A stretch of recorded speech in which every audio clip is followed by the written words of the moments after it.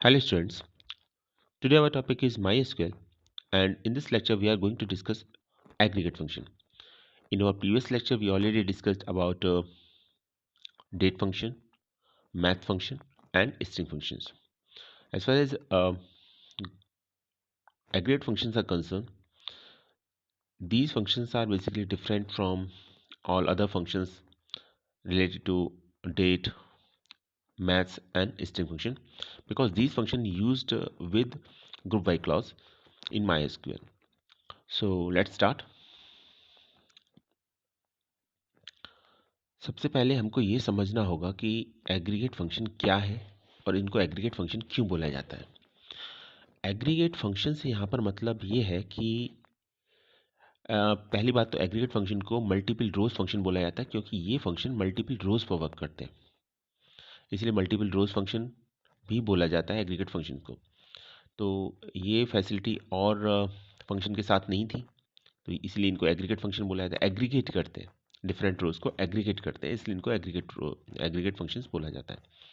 Second thing ये कि ये टोटल 5 फंक्शन है जो एग्रीगेट फंक्शन कहलाते हैं या मल्टीपल रोज फंक्शन कहलाते हैं। इनमें आता है आपका sum function, min function, max function, count function और एवरेज फंक्शन। तो ये 5 बेसिक फंक्शंस हैं। और अगर हम एसक्यूएल में बात करें ग्रुप बाई क्लॉज की, जैसे हम जानते हैं ग्रुप बाई क्लॉज को अभी हमने आप 11th में भी डिस्कस किया था और 12th में भी है, और डेफिनेटली क्वेश्चन इससे पूछा जाता है फाइनल एग्जाम में, आपके बोर्ड एग्जाम में पूछा जाना ही है। ग्रुप बाई का एक क्वेश्चन आएगा ही आएगा, इसमें कोई डाउट ही नहीं है, हमेशा आता है। और एक से ज़्यादा भी आ सकते हैं, 2 to 5 मार्क्स तक के ग्रुप बाई के ऊपर क्वेश्चन आ सकते हैं। क्योंकि ग्रुप बाई के साथ हैविंग भी यूज़ होता है, हैविंग क्लॉज भी यूज़ होता है, उसको हम बाद में डिस्कस करेंगे। अभी हमारा यहाँ पर मेन टॉपिक है एग्रीगेट फंक्शन। तो सबसे पहले तो हमें फंक्शन एग्रीगेट फंक्शन के बारे में मालूम होना चाहिए, उसके बाद हम ग्रुप बाई के साथ ये डिफरेंट एग्रीगेट फंक्शन को देखेंगे कि किस तरीके से ये वर्क करते हैं। फर्स्ट पॉइंट तो ये। सेकंड पॉइंट जैसे मैंने बताया आपको, और जो बहुत इंपॉर्टेंट है कि ये याद रखिएगा कि ग्रुप एग्रीगेट फंक्शंस को हम मल्टीपल रोज फंक्शन भी बोलते हैं, और ऐसा हम इसलिए बोलते हैं क्योंकि ये मल्टीपल रोज पर वर्क करते हैं एक बार में, जो और फंक्शन नहीं करते। ठीक है, इसलिए इनको एग्रीगेट फंक्शन बोला जाता है, एग्रीगेट करते हैं टोटल को। फॉर एग्जांपल अगर आपको अपनी क्लास के सभी स्टूडेंट का टोटल सम निकालना है, तो ठीक है, तो जितनी भी रोज होंगी उसमें जो मार्क्स का कॉलम होगा उसमें जो भी ऐड होके आएगा वो आप फाइनली आपका मार्क्स का सम होके सम निकलेगा आपका। तो अभी हमने यहाँ पर एक टेबल ली है, st_info, आप देख ही रहे होंगे स्क्रीन पर। और ये जो टेबल है इसमें हमने कॉलम लिए, इसको टेबल को इस तरीके से हमने अभी क्रिएट किया है कि इसमें आप ग्रुप बाई क्लॉज भी यूज़ कर सकें और डिफरेंट एग्रीगेट फंक्शन को भी यूज़ कर सकें। तो एक कॉलम लिया रोल नंबर, एक लिया क्लास, एक है नेम, देन स्ट्रीम और लास्ट में मार्क्स। तो आप देख रहे होंगे अभी हमारे पास जो स्टूडेंट हैं वो 11th और 12th क्लास के स्टूडेंट हैं, और उसमें भी 3 स्ट्रीम्स हैं, साइंस है, ह्यूमैनिटीज़ है, कॉमर्स है, और उनके डिफरेंट मार्क्स दे रखे हैं। ऑब्वियसली मार्क्स सभी के डिफरेंट हैं। ठीक है, रोल नंबर 1 और 2 है जिसमें हम देख रहे हैं जिसमें भी रिपीटिशन है। तो ये टेबल को इस तरीके से डिज़ाइन किया गया ताकि हम ग्रुप बाय क्लॉज के कॉन्सेप्ट को अच्छी तरीके से समझ सकें, साथ साथ उससे पहले एग्रीगेट फंक्शन का कॉन्सेप्ट हमें बिल्कुल क्लियर हो जाए। ठीक, तो ये हमारे पास एक टेबल है। चलिए स्टार्ट करते हैं। देखिए सबसे पहले क्या होगा, सबसे पहले हम एक एग्रीगेट फंक्शन यूज़ करते हैं, और जैसा मैंने बताया एग्रीगेट फंक्शंस को भी दूसरे फंक्शन की तरह सेलेक्ट स्टेटमेंट के साथ ही यूज़ किया जाता है। तो सबसे पहले आपको सेलेक्ट लिखना पड़ेगा, ऐसा नहीं डायरेक्ट आप एग्रीगेट फंक्शन को यूज़ कर लें, तो वो पॉसिबल नहीं है। सेलेक्ट लिखना पड़ेगा, एग्रीगेट फंक्शन लिखना पड़ेगा, फ्रॉम के बाद टेबल नेम लिखना पड़ेगा जिस टेबल पर भी आप उस एग्रीगेट फंक्शन को अप्लाई करना चाह रहे हैं, तो वो भी आपको करना पड़ेगा। विदाउट इसके पॉसिबल नहीं है कि आप किसी एग्रीगेट फंक्शन को यूज़ कर सकें। ठीक है, तो जैसे मैंने लिखा सेलेक्ट, और इसके बाद चलिए मैक्स से स्टार्ट करते हैं। मैक्स क्या करेगा, मैक्स निकालता है मैक्सिमम वैल्यू, जैसे इसका नेम है मैक्सिमम वैल्यू।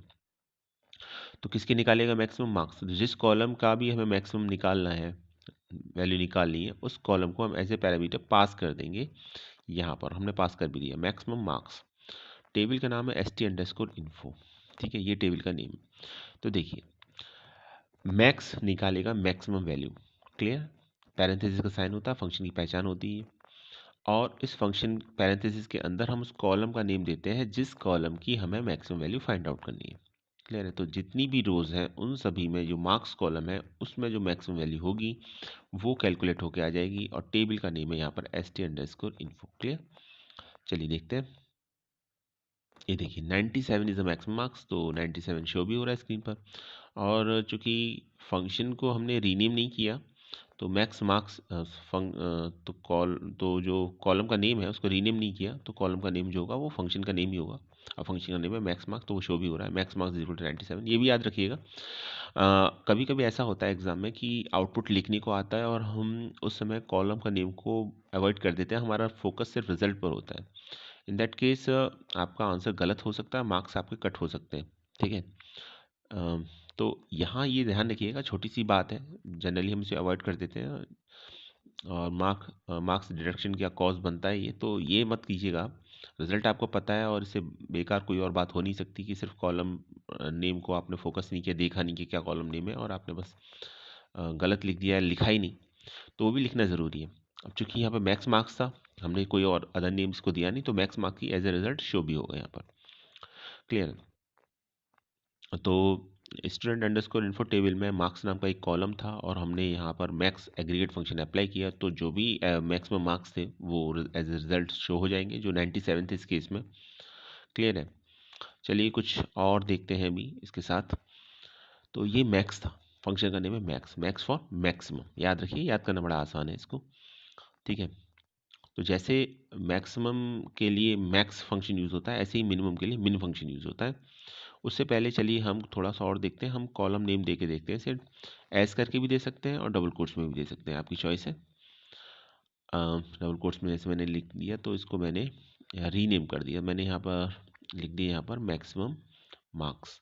तो मैक्सिमम मार्क्स इस कॉलम का नेम हो जाएगा। एस करके भी लिख सकते थे, मैक्सिमम मार्क्स, तभी सही रिजल्ट आता। ये देखिए, तो अब कॉलम का नेम मैक्सिमम मार्क्स है। क्लियर? तो एक ही हो गया आपका। तो मैक्स के साथ एक फंक्शन और है। अच्छा, ये हो गया। ठीक, मैक्सिमम मार्क्स, तो यहाँ पर मैक्सिमम मार्क्स शो हो रहे हैं 97 है।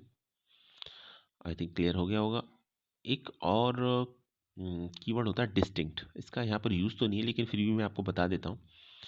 देखिए डिस्टिंक्ट में क्या है, जब आपकी कोई वैल्यू रिपीट हो रही होती है तो आप उसमें एक सिंगल वैल्यू चाहते हो तो उसके लिए डिस्टिंक्ट कीवर्ड, डिस्टिंक्ट का मीनिंग ये होता है। ठीक है? तो डिस्टिंक्ट कीवर्ड लिख सकते हैं। अब देखिए मैक्सिमम के केस में ये मीनिंगलेस इसीलिए है क्योंकि जो मैक्सिमम मार्क्स होंगे वो रिपीट हो नहीं सकते। क्लियर है? तो डिस्टिंक्ट लिख दिया हमने तो भी कोई फ़र्क नहीं पड़ेगा। काउंट के केस में ये यूज़फुल होगा, हम आगे देखेंगे उसको। लेकिन यहाँ जो मेन बात समझने की है वो ये है कि डिस्टिंक्ट कीवर्ड से जो रिपीटेड वैल्यूज़ होती हैं हम उन्हें एलिमिनेट करते हैं या हटा देते हैं, हम काउंट नहीं करते, या हम ये कह सकते हैं उसे हम सिर्फ एक सिंगल टाइम ही काउंट करेंगे। ठीक है? वो हम काउंट के केस में देखेंगे, तो अगर रिपीटिशन है तो वो डिस्टिंक्ट की वजह से नहीं होता है, या डिस्टिंक्ट उसको as a single unit consider करता है। देखिए ज़रा, अम, चलिए ये देखिए 97 डिस्टिंक्ट, कुछ फ़र्क नहीं पड़ेगा इसमें, मैक्सिमम के साथ इसका कोई यूज़ नहीं है, लेकिन कर भी देंगे तो कुछ फ़र्क पड़ेगा भी नहीं क्योंकि मैक्सिमम तो वैल्यू एक ही रहेगी। ठीक है? लेकिन अगर कहीं रिपीटिशन होता वैल्यूज़ के अंदर तो डिस्टिंक्ट कीवर्ड यूज़ करने का एडवांटेज ये होता है कि फिर वो रिपीटिशन नहीं होता उसके अंदर, रिपीटिशन के साथ रिजल्ट शो नहीं होता। ठीक है? तो इसको हम अभी काउंट के साथ डिस्कस करेंगे क्योंकि वहाँ इसका एक सेंस अच्छा निकल के आता है, यहाँ मैक्स के साथ उसका इतना कोई मतलब नहीं है। चलिए आगे देखते हैं। एक ये हो गया, मैक्स हो गया। मैक्स के बाद देखना है हमको तो मिन देखते हैं।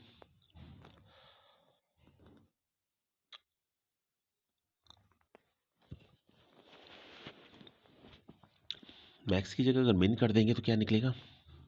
ऑब्वियसली मिनिमम वैल्यू निकलेगी। ये एक फंक्शन है मिन। तो जैसे max function maximum value calculate करता है वैसे ही मिन मिनिमम वैल्यू कैलकुलेट करता है। मार्क्स के साथ ही करते हैं डायरेक्ट, कोई ज़रूरत नहीं डिस्टिंक्ट लिखने की। कॉलम का नेम भी चेंज कर देते हैं, मिनिमम कर देते हैं यहाँ पर।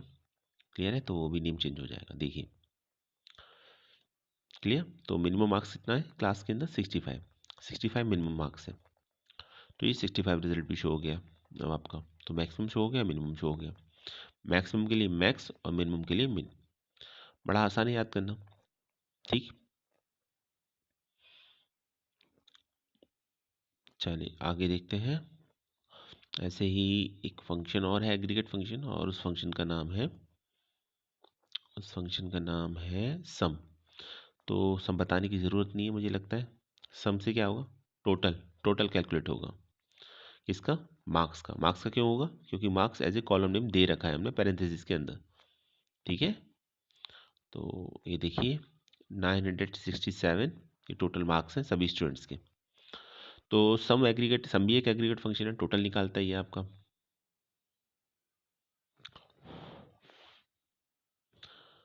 क्लियर? चलिए एक हो गया। ऐसे ही एक और एग्रीगेट फंक्शन है एवीजी। एवीजी होता है एवरेज के लिए। याद रखिए यहाँ पर एक थोड़ा सा ये बात याद रखिएगा कि इसके लिए सिर्फ 3 वर्ड्स यूज़ होते हैं। टोटल हम मतलब कंप्लीट एवरेज नहीं लिखते, सिर्फ एवीजी लिखते हैं। एवीजी लिखने का मतलब ही एवरेज निकालना है। तो एक फंक्शन का नेम है एवीजी, और अगेन हमने जिस कॉलम पर ये अप्लाई किया है फंक्शन वो है मार्क्स। तो जो भी मार्क्स होंगे उनका एवरेज निकल के आ जाएगा। इट मीन्स एवरेज मार्क्स निकल के आ जाएगा। ठीक है, कॉलम का नेम मिनिमम मार्क्स ही है तो वो तो सही, वो तो वही शो होगा। जो भी आप कॉलम का नेम देंगे वही शो होगा, उससे कोई फ़र्क नहीं पड़ेगा। लेकिन मेन बात ये है कि एवरेज फंक्शन आपका काम करता है एवरेज निकालने का। क्लियर? तो एवरेज फंक्शन से एवरेज निकल आएगा। याद रखिएगा हेडिंग उसमें मिनिमम मार्क्स ही शो हो रहा है, तो हेडिंग तो जो आप देंगे वही आएगा। बात फंक्शन की है, फंक्शन अपना काम कर रहा है नहीं कर रहा। फंक्शन है एवरेज का, तो एवरेज ही निकलेगा। चलिए एक बार टेबल देखते हैं फिर से। कौन सी टेबल थी? ST_info थी, ये थी टेबल हमारी।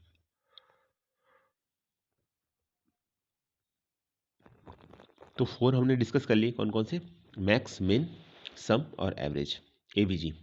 ठीक, मैक्स, मिन, सम और एवीजी फंक्शन, 4 फंक्शन डिस्कस हो गए। अब बात करते हैं एक इंपॉर्टेंट फंक्शन की, बहुत इंपॉर्टेंट है, और ये है काउंट फंक्शन। क्लियर है? अच्छा, उससे पहले एक बात और कि अगर आप कंडीशन लगाना चाहें तो कंडीशन लगा सकते हैं, रिजल्ट फिर उसके अकॉर्डिंग ही शो होगा। जैसे मैंने यहाँ लिखा एवरेज मार्क्स के साथ सपोज, चलिए पहले तो मिनिमम ये एवरेज मार्क्स देखते हैं, और उसके साथ मैंने कंडीशन लिख दी वेयर। सपोज यहाँ लिखा where class equal to 12th, class equal to 12। तो 12 क्लास के एवरेज मार्क्स आएंगे। याद रखिएगा हेडिंग गलत है, वहाँ पर मिनिमम मार्क्स नहीं है, वो चेंज नहीं किया मैंने, तो उससे कोई फ़र्क नहीं पड़ता। एवरेज मार्क्स निकालने हम, वो शो हो रहा है हमारा। और 11th का निकालेंगे तो 11th के एवरेज मार्क्स आ जाएंगे। ये 11th क्लास के एवरेज मार्क्स हैं। क्लियर? तो कंडीशन लगा सकते हैं। कंडीशन तो देखिए सेलेक्ट के साथ जैसे हम लगाते थे वैसे ही लगा रहे हैं यहाँ पर, उसमें तो कोई चेंज है नहीं, क्योंकि हम यहाँ पर हमारा फोकस सीखने का है यहाँ पर बेसिकली एग्रीगेट फंक्शन को। तो अभी तक हम 4 एग्रीगेट फंक्शन डिस्कस कर चुके हैं, मैक्स, मिन, सम और एवरेज। क्लियर? इसी तरीके से अगर हम यहाँ पर करते हैं, चलिए कंडीशन कुछ और देते हैं। कंडीशन दे दिया मैंने, मान लीजिए स्ट्रीम दे दिया, तो स्ट्रीम तो एक स्ट्रिंग है, तो डबल या सिंगल कोट्स के अंदर लिखना पड़ेगा उसको। तो यहाँ लिख दिया मैंने स्ट्रीम सपोज साइंस, तो फिर रिजल्ट उसके अकॉर्डिंग निकलेगा। यहाँ मैं बताना सिर्फ आपको ये चाह रहा हूँ कि अगर आप वेयर क्लॉज को भी यूज़ करते हैं एग्रीगेट फंक्शन के साथ, तो फिर कंडीशन के अकॉर्डिंग ये एग्रीगेट फंक्शन वर्क करते हैं अपना। अभी इसमें क्या होगा, साइंस के एवरेज मार्क्स निकल के आएंगे, सिर्फ साइंस स्ट्रीम के, बाकी के नहीं। ह्यूमैनिटीज़ और कॉमर्स हैं उनके एवरेज मार्क्स नहीं निकल के आएंगे। क्यों? क्योंकि हमने कंडीशन दे रखी है। अगर हम कंडीशन नहीं देते तो एवरेज मार्क्स निकल के नहीं आते। क्लियर? एक पॉइंट ये हो गया।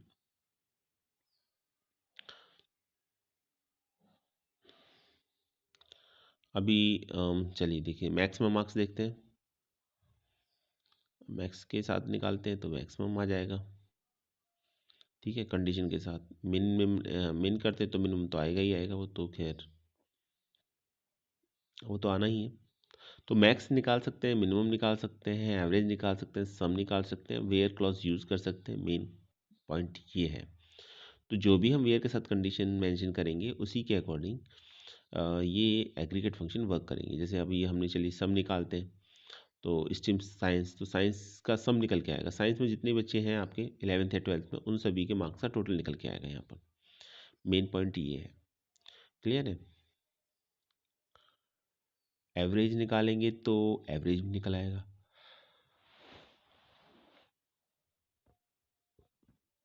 ये साइंस के सभी स्टूडेंट्स का एवरेज काउंट होके आ रहा है। क्लियर? तो एक ये हो गया आपका। चलिए आगे देखते हैं, एक इम्पॉर्टेंट फंक्शन और है और वो है काउंट। उसको देखने से पहले एक बार आपको मैं टेबल शो कर देता हूँ कि आपको पता होना चाहिए किस टेबल पर और काम ये कैलकुलेशन हो रही है, उसके क्या क्या कॉलम्स हैं, तो वो तो दिखना चाहिए एटलीस्ट, पता होना चाहिए। मैंने तो क्रिएट किया तो मुझे तो पता है, पर आपको भी एक बार को देखना होगा। टेबल का नेम है st_info और स्टूडेंट की टेबल है। स्टूडेंट इन्फो शो कर रहा है, इन्फॉर्मेशन शो कर रहा है, इसलिए st_info नेम दिया है इसको। कॉलम है roll number, class name, stream और मार्क्स। क्लियर? अभी हम यूज़ करते हैं काउंट। अब जैसे इसका नाम है काउंट, तो काउंट करेगा क्या? काउंट करेगा रिकॉर्ड्स, काउंट करेगा टोटल नंबर ऑफ। चलिए वो देखते हैं। तो हमने सिर्फ काउंट लिखा और जिस कॉलम की वैल्यूज़ काउंट करनी है, ठीक है, स्मॉल कैपिटल में लिखा कोई फ़र्क नहीं पड़ता उससे, केस इनसेंसिटिव होता है आप, और हम जानते हैं अच्छी तरीके से माई एसक्यूएल। अब मुझे मान लीजिए इस कॉलम में वैल्यू एंट्री चेक करनी है क्लास के अंदर। चलिए तो मैंने क्लास लिखा। अब देखिए यहाँ पर डिस्टिंक्ट का बड़ा इंपॉर्टेंट रोल होगा। टोटल नंबर ऑफ रिकॉर्ड्स कितने हैं? टोटल नंबर ऑफ रिकॉर्ड्स हैं 11, आप काउंट कर सकते हैं, ठीक है। तो मैंने लिखा काउंट क्लास फ्रॉम, ये बहुत इंपॉर्टेंट है, ध्यान से देखिएगा इसको, फ्रॉम, और मैंने लिखा यहाँ पर st_info। क्लियर? ये देखिए ये आया। टोटल नंबर ऑफ रिकॉर्ड्स कितने आ रहे हैं? काउंट 11। तो ठीक है, अभी इसके आगे क्लास है ना, तो class total number of class 11 आ रही है कैलकुलेट होकर, कोई प्रॉब्लम नहीं इसमें।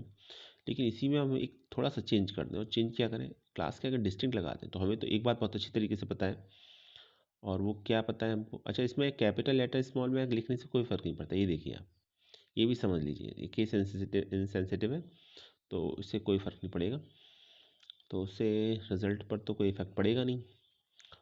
चलिए एक, हाँ तो हम बता रहे थे कि क्लास शो कर रहा है, अभी टोटल क्लास 11 है तो 11 शो कर रहा है ये।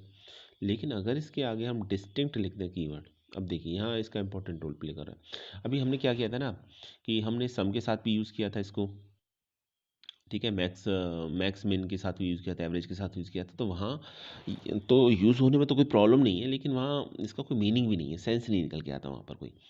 डिस्टेंट का सेंस निकल के आता है काउंट के साथ। अभी आपने देखिए काउंट डिस्टिंक्ट क्लास किया, तो अभी क्या क्लास हमारी टोटल 11 थी, लेकिन हम जानते हैं कि सभी स्टूडेंट या तो 11th के थे या सभी स्टूडेंट 12th के थे।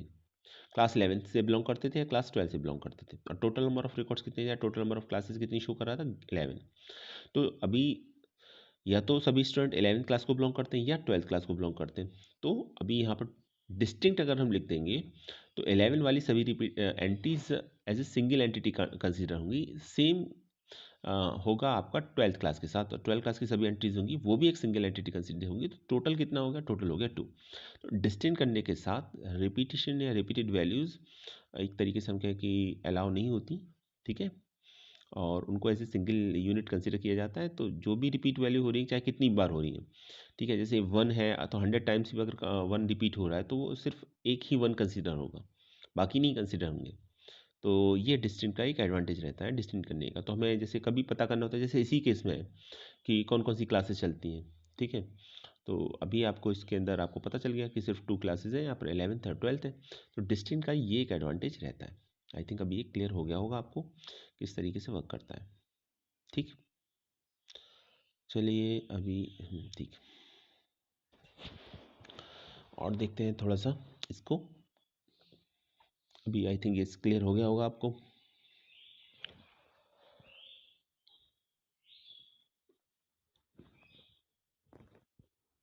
तो यहाँ पर अभी हमने सभी क्या काम किया, सभी अभी तक हमने एग्रीगेट फंक्शन को तो डिस्कस कर लिया है, लेकिन एग्रीगेट फंक्शन बेसिकली यूज़ होते हैं ग्रुप बाय क्लॉज के साथ। तो सिलेबस में ग्रुप बाय भी है, एग्रीगेट फंक्शन भी है, तो ग्रुप बाय का तो क्वेश्चन डेफिनेटली आना ही है एग्जाम में। एग्रीगेट फंक्शन अलग से पूछे जाएंगे, नहीं पूछे जाएंगे, इस तरीके से जैसे मैंने आपको समझाया है, तो कुछ बहुत ज़्यादा कह नहीं सकते, हाँ पूछा जाना चाहिए आई थिंक। ग्रुप बाई के साथ ग्रुप बाई आएगा ये कन्फर्म है, इसमें कोई इफ एंड बट नहीं है, क्योंकि आप वेटेज देखेंगे यूनिट का तो 30 मार्क्स का वेटेज है सिलेबस की अगर हम बात करें तो। अब 30 मार्क्स में क्या है आएगा आपका, 30 मार्क्स में आएंगे आपके math function, date function, string function, aggregate function और group by with having clause. तो अब इसी में से जो भी क्वेश्चन पेपर बनेगा तो वो इसी में से बनेगा ऑब्वियसली। तो अब ये आपके पास एक गोल्डन अपॉर्चुनिटी है कि क्योंकि सिलेबस बहुत रिड्यूस हो चुका है और जितना भी सिलेबस है बेसिकली वो फंक्शन ओरिएंटेड है, फंक्शन बेस्ड है।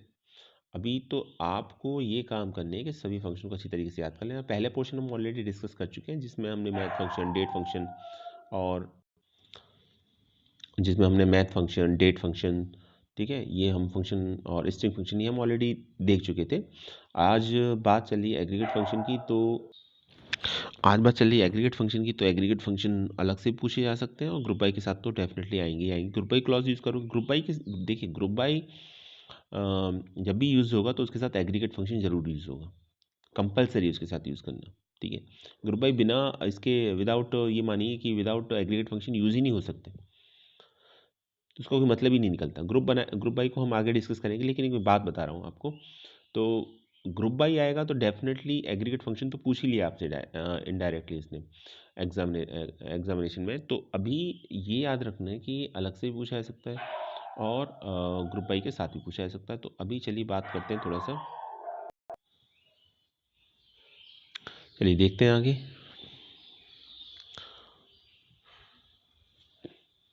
ये थी टेबल हमारी और हम एक काम और करते हैं इस बार।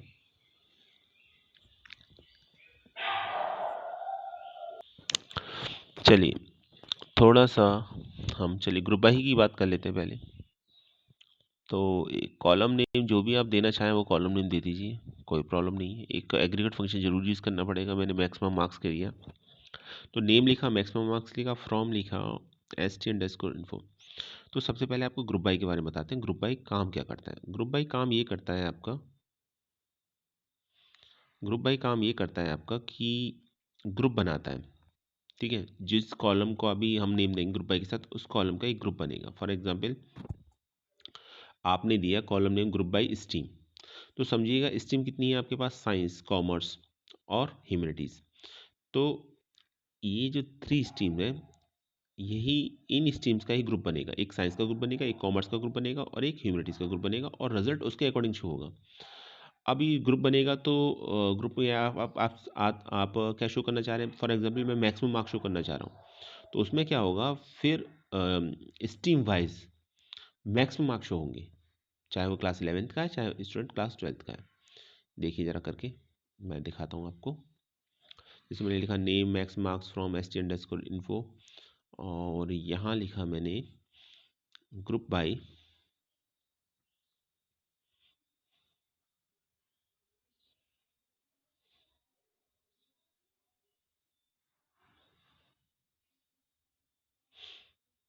लिखा ग्रुप बाई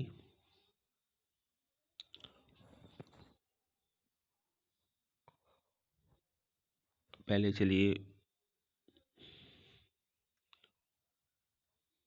क्लास करते हैं ग्रुप बाई, ठीक है। क्लास के अकॉर्डिंग ग्रुप बनाते हैं, देखिए क्या होता है। अब यहाँ पर ये जो हमने क्लास का ग्रुप बनाया है तो उसमें नेम को का कोई सेंस नहीं निकल के आता। तो ये भी आप ध्यान रखिएगा कि जब आप ग्रुप बाई फंक्शन को यूज़ करें तो एग्रीगेट फंक्शन को यूज़ करें और जिसका आपने ग्रुप बनाया है उसको शो करें, तो कुछ मीनिंगफुल इन्फॉर्मेशन निकल के आएगी। निकल के तो अभी भी आ रही है, लेकिन देखिए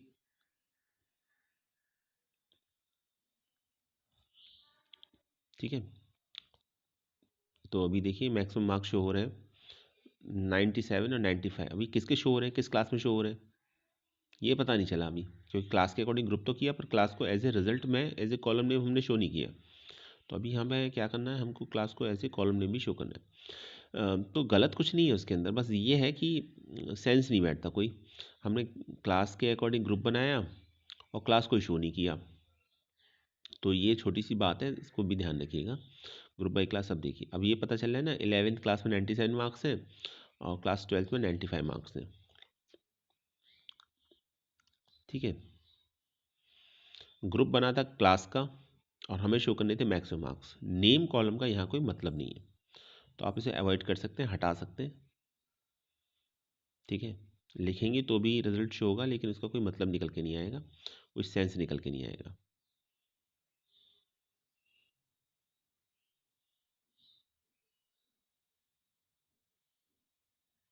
तो ये हमारी टेबल थी, आप देख रहे होंगे, इसमें देख लीजिए आप मैक्सिमम मार्क्स कितने हैं, वही रिजल्ट शो भी हो रहा है। ठीक है,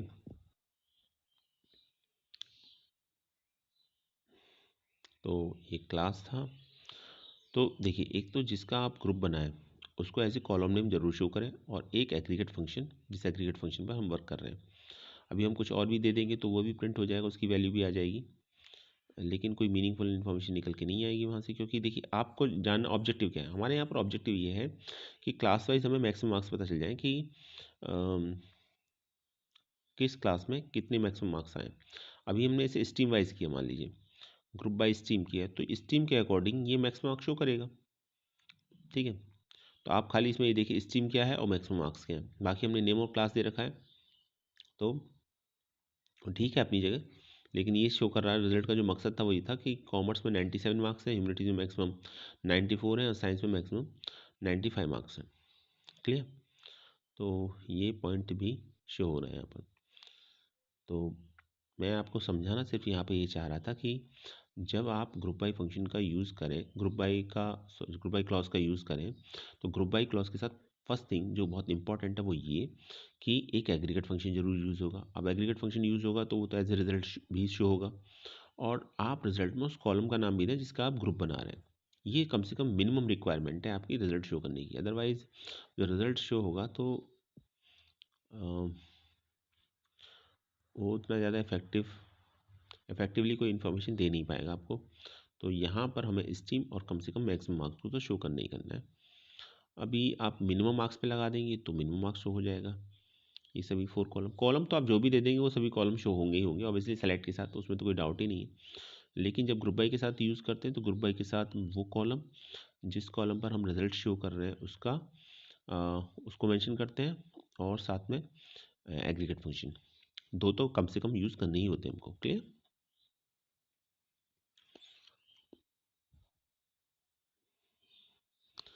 आगे देखते हैं थोड़ा सा और।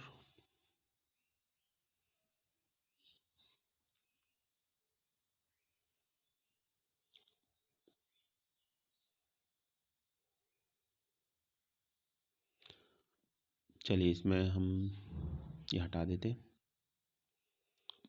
ठीक है, स्ट्रीम वाइज मिनिमम मार्क्स देखते हैं।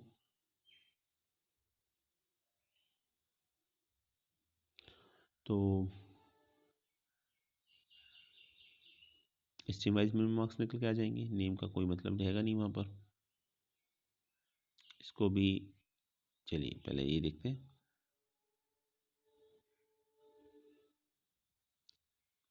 इसको भी हटाते हैं, क्लास को स्ट्रीम और मिनिमम मार्क्स रखते हैं खाली। अब ये सही है, परफेक्ट एग्जाम्पल है ग्रुप बाई का। ग्रुप बाई में आपने देखिए ये है, समझिए आप, जैसे अभी मान लीजिए क्वेरी ये है आपकी कि आपको जो स्टूडेंट का डेटाबेस है उस डेटाबेस में से स्ट्रीम वाइज आपको मिनिमम मार्क्स चाहिए कि साइंस में मिनिमम मार्क्स कितने हैं, वेदर वो 11 से 12 से है वो एक अलग मैटर है। ठीक है, वो अभी हमने कंडीशन ग्रुप आई के साथ अभी हमने कंडीशन अटैच नहीं की है, वो हम आगे देखेंगे। ठीक है, कल के वीडियो में डिस्कस करेंगे, अभी हम सिंपल ग्रुप बाई को डिस्कस कर रहे हैं। तो स्ट्रीम वाइज अगर हम देखें तो मिनिमम मार्क्स कितने हैं ये रिजल्ट शो करेगा। तो देख पा रहे हैं हम कॉमर्स में 65 है, चाहे क्लास 11th का 12th का डजेंट मैटर, और ह्यूमैनिटीज़ में 79 मिनिमम मार्क्स, और साइंस में 88 है। तो ये परफेक्ट एग्जाम्पल है ग्रुप बाई का। ग्रुप बाई को जब हम यूज़ करते हैं तो ग्रुप बाई पर के अकॉर्डिंग ग्रुप बाई जो क्लॉज होता है बेसिकली ग्रुप बनाता है और जैसे हमने यहाँ पर यूज़ किया ग्रुप बाय स्ट्रीम, तो स्ट्रीम का ग्रुप बन गया। अब कॉमर्स में और उसके साथ हमेशा एक एग्रीगेट फंक्शन यूज़ होता है, तो कॉमर्स का एक ग्रुप बन गया। अब चूंकि एक एग्रीगेट फंक्शन यूज़ हुआ है तो हमें वहाँ पे एक इन्फॉर्मेशन चाहिए, और इन्फॉर्मेशन क्या चाहिए, हमें मिनिमम मार्क्स चाहिए, तो हम इसके लिए एग्रीगेट फंक्शन यूज़ करेंगे मिन मार्क्स। तो कॉमर्स के आगे मिनिमम मार्क्स कितना दिखा रहा है 65, ह्यूमैनिटीज़ के आगे कितना दिखा रहा है 79, साइंस के आगे दिखा रहा है 88। आप और कॉलम्स यूज़ कर सकते हैं, लेकिन उसका कोई मतलब नहीं है, क्योंकि जब भी कोई क्वेश्चन पूछा जाएगा तो आपको इसी तरीके से पूछा जाएगा। ठीक है, अक्सर स्टूडेंट इसमें कंफ्यूज हो जाते हैं कि ये कॉलम नेम लेंगे तो क्या आएगा, वो कॉलम नेम लेंगे तो क्या आएगा। 2 कॉलम्स रिक्वायर्ड होते हैं एटलीस्ट, और वो कौन कौन से, जिसका अपने ग्रुप बनाया है वो, प्लस एग्रीगेट फंक्शन। तो आज के लिए इतना ही, और कल हम ग्रुप बाय फंक्शन को अलग से कंप्लीटली डिस्कस करेंगे। ठीक है, thanks for watching this video.